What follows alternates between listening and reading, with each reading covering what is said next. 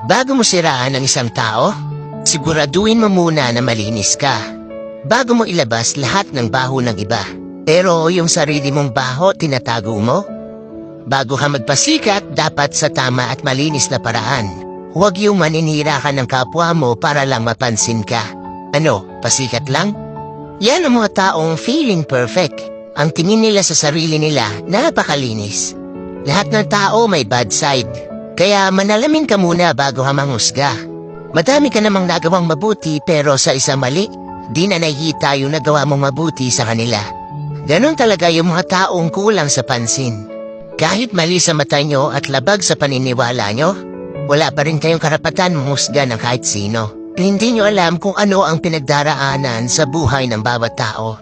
Lahat tayo ay nagkakamali. Pas hindi ka aya-ayang tignan ang mga taong nagmamalinis.